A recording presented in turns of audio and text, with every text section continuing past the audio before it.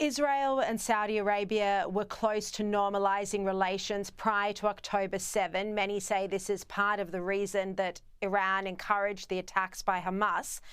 When I met with your Prime Minister, Benjamin Netanyahu, he said, and he used the word determined, he said he was determined to get this done, this deal with Saudi Arabia, as a pathway to peace. Are you hopeful that this could happen while Joe Biden is still president? Absolutely. Let me tell you, I think that Iran is not only Israel's enemy, or rather, should we be more precise, the Ayatollah regime of Iran. It's not the Iranian people, but they are enemies of peace. We were on the verge, as you said, of expanding the circle of peace. I was fortunate enough to be a minister in the government that signed the Abraham Accords with the first Trump administration, and 4 Arab countries, one of which is the country where both my parents were born and raised, Morocco. I was hosted by my counterpart, the Moroccan head of parliament, and that was a very significant thing. And we were on the verge of expanding the circle of peace even further, which Hamas was trying to stop on October 7th. But as you said, Prime Minister and the State of Israel is very determined to expand the circle of peace. Saudi Arabia is definitely one of the most, maybe the most important country in the Arab world. So it's a goal worth achieving.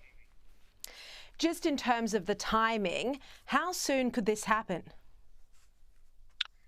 Well, to achieve a defense treaty between Saudi Arabia and America, they will need to get a majority, a wide majority, 2/3 majority. So that could only happen if some of the Republican Party currently sitting in the House and all of the Democratic Party will vote for.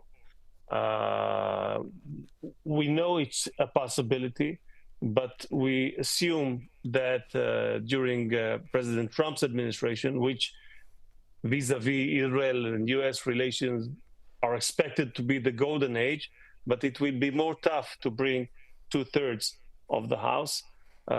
So we hope we can achieve it as soon as possible. But let me tell you that even if there will not be a peace treaty between Saudi Arabia and America, I think we can reach understandings that could be very fruitful and bring us closer together, even to a normalization and a peace agreement. But if there was to be a formal peace treaty, if it was to go through the United States, as you just outlined, are you hopeful that this could happen in the next 2 months before Trump's inauguration? We hope it will happen as soon as possible. As you said, we hoped it could happen more than a year ago. But we will never stop aspire for peace and extend our hand in peace to our entire neighborhood, as we have done in the past. And we believe that, and I think that President Trump believes and understands, that peace could come from strength, from power, and this is what we are doing currently.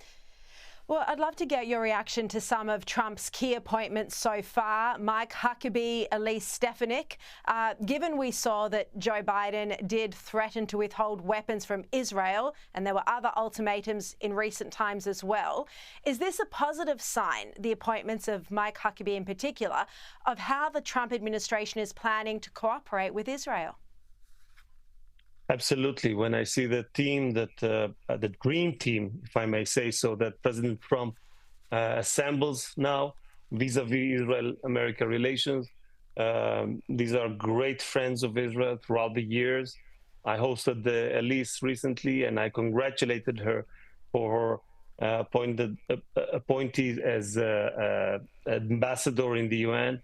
And I'm looking forward to work with those great people, those great friends of the State of Israel. And I do believe that we are about to experience the golden age of U.S.-Israel relations. the golden age. Well, let's hope that will be the case, because Israel certainly needs friends on the international stage at the moment. We're hearing, and it is just media reports, but we're hearing media reports today that Tehran may have decided not to retaliate against Israel after pressure from the United States, perhaps because of Donald Trump as incoming president.